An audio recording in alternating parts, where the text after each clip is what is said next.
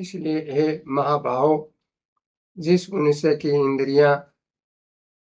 इंद्रियां के विषय से सर्वथा वश में की हुई है, उसकी बुद्धि स्थिर है।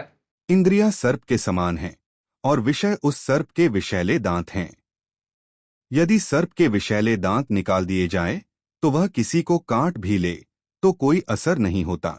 ठीक इसी प्रकार यदि इंद्रियों को उनके विषयों, आसक्ति और कामनाओं से अलग कर दिया जाए तो उन इंद्रियों का मनुष्य पर कोई ऐसा प्रभाव नहीं रह जाता जो उसे पतन और विनाश की ओर ले जाए।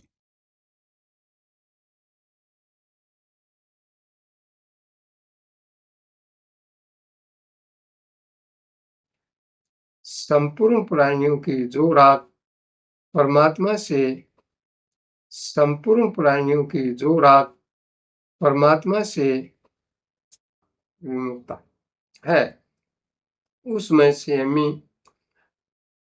मनुष्य जागता है, और जिसमें सब प्राणी जागते हैं और भोग और संग्रह में लगे रहते हैं, वह तत्व को जानने वाले मुनि में रात है।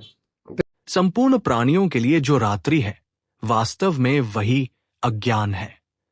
परमात्मा के वास्तविक स्वरूप को न जानना और उस शाश्वत सत्य से विमुख हो जाना रात है। इस अज्ञानता वश जीव अविनाशी आत्मा को भूलकर इस नश्वर भौतिक शरीर और झूठे अहंकार से अपनी पहचान बना बैठता है। यही भ्रांति आत्मा को जन्म, मृत्यु और पुनर्जन्म के अंतहीन संसार चक्र में बांध देती है। सदा केवल भौतिक सुख भोग, वासना, आनंद और धन संपत्ति के संग्रह में डूबे रहना ही अज्ञानता की सघन रात्रि है।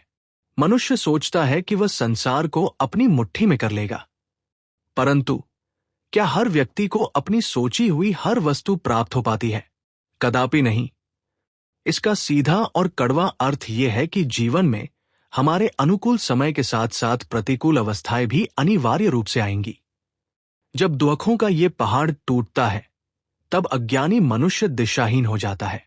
उसे समझ नहीं आता कि क्या करें और क्या न करें।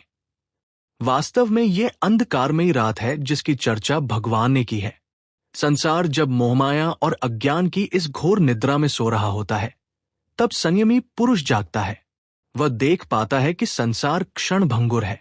इसके विपरीत जब आम इंसान जागता है, अर्थात पूरी ऊर्जा के साथ भोगविलास, ऐश्वर्य और संग्रह के पीछे पागलों की तरह दौड़ता है, तब वह स्थिति संयमी महापुरुष के लिए रात्रि के समान होती है।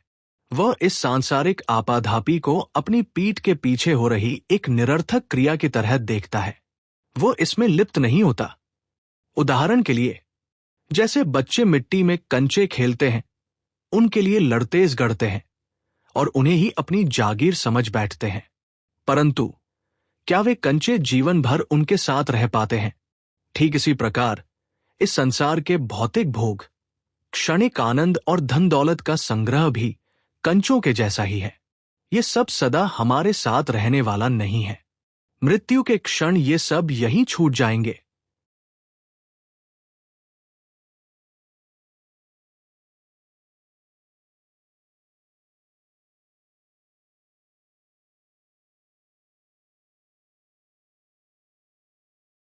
जैसे संपूर्ण नदियों का जल चारों ओर से जल द्वारा परिपूर्ण समुद्र में आकर मिलता है, पर समुद्र अपनी मर्यादा में आंचल स्थित रहता है।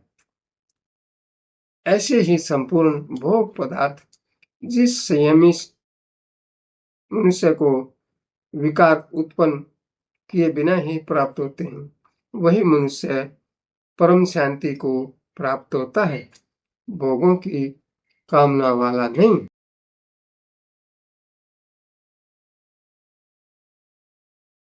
जो मनुष्य संपूर्ण कामनाओं को त्याग करके प्रहा रहित, ममता रहित, अहंता रहित होकर आचरण करता है, वह शांति को प्राप्त होता है। हे पृथानंदन, यह ब्रह्म को प्राप्त हुए पुरुष की स्थिति है। इस ब्राह्मी स्थिति को पाकर कोई भी मनुष्य कभी मोहित नहीं होता।